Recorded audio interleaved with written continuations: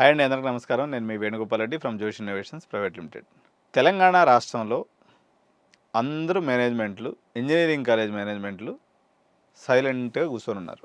బుర్రా వెంకటేశం గారు అని చెప్పేసి ఒక ఐఏఎస్ ఆఫీసర్ అయినా ఈయన తీసుకొచ్చి జేఎన్టీయూ వైస్ ఛాన్సలర్గా ఇన్ఛార్జిగా వేశారు.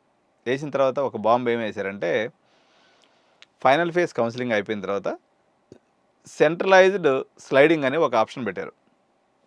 దీని ద్వారా ఏంటంటే, మీరు మెకానికల్, సివిల్, ట్రిపుల్ ఎవరైతే చేరుతారో వాడు ప్రైవ్ బ్రాంచ్కి జరగవచ్చు. మీకు మెరిట్ని బట్టి గవర్నమెంటే ముందుకి జరిపేసి మీరు ముందు బ్రాంచ్లోకి వెళ్ళొచ్చు.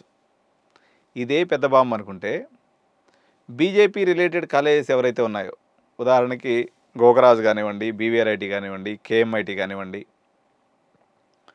వీళ్ళెవ్వరు కూడా అడ్మిషన్ ప్రాసెస్ ఇప్పటివరకు స్టార్ట్ చేయలే.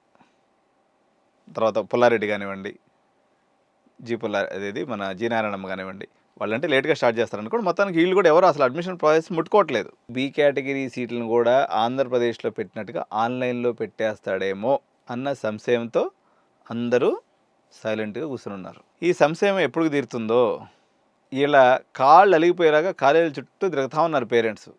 మరోవైపున తీసుకొని మొత్తం అసలు ఈ సినిమా ఎట జరిగిందంటే, నుంచి ఏదో కాలేజీ వాడికి ఫోన్ చేసిండట, ఏ సీట్లు ఏమేమి లేవు, మా దగ్గర సీట్లు అయిపోయినాయని చెప్పిండంట.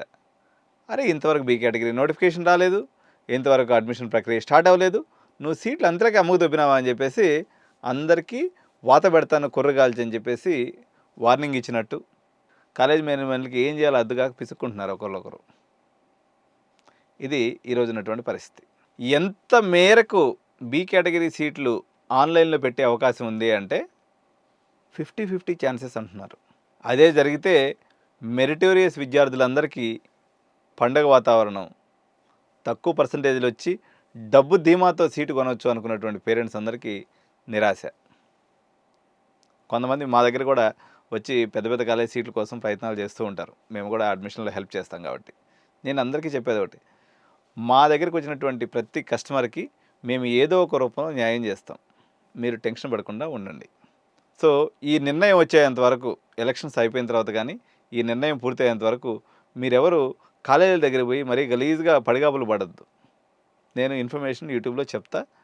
మార్కెట్ ఎప్పుడైతే ఓపెన్ అవుతుందో ఆ రోజు ఓపెన్ అయితే మార్కెట్ ఓపెన్ అవుతుందని అవ్వాలని అనుకుంటున్నాం. ఎందుకంటే దీన్ని నమ్ముకొని కొన్ని వందల మంది బతుకుతూ ఉంటారు, కన్సల్టెంట్లు కానీ, లేకపోతే పాపం డబ్బులు పెట్టుకొని తిరిగేటువంటి పేరెంట్స్ చాలామంది ఉంటారు. వీళ్ళందరూ కూడా ఎదురుచూపులు చూస్తున్నారు. ఇన్ఫర్మేషన్ నేను క్లారిటీగా చెప్పిన తర్వాత మనం అడ్మిషన్ ప్రక్రియ స్టార్ట్ చేసుకుందాం. అప్పటి వరకు వేచి ఉండాలి. కానీ ప్రాబబిలిటీ అంటే చాలామంది ఏం చెప్తున్నారంటే 100% బీ కేటగిరీ ఆన్లైన్లో పెట్టేస్తారు అని అంటున్నారు.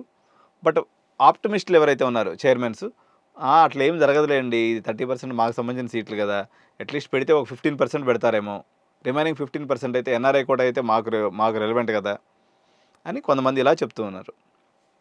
మరి ఏం జరగద్దో నెక్స్ట్ 1 వీక్లో ఈ ఇన్ఫర్మేషన్ అంతా కూడా మనకు వచ్చేటువంటి అవకాశం ఉంది. ఇప్పుడు కొన్ని కాలేజీల్లో రేట్లు పెరుగున్నాయి. ఇప్పుడు గోకరాజ్ అనుకోండి, లాస్ట్ ఇయర్ మనకు 12 లక్షలు కంఫర్టబుల్గా సీటు దొరికింది. ఇప్పుడు వాడు 13-14 అని అంటున్నారు.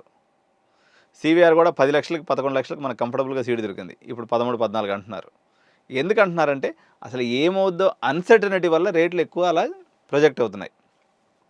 అంత విపరీతంగా జరిగేటువంటి అవకాశం లేదు. ఇప్పుడు ఐఆర్ఈ కాలేజ్ కూడా వాళ్ళు మొన్నటిదాకా 10 లక్షలకు కంఫర్టబుల్గా సీటు దొరికింది. ఇప్పుడు 13-14 అంటున్నారు.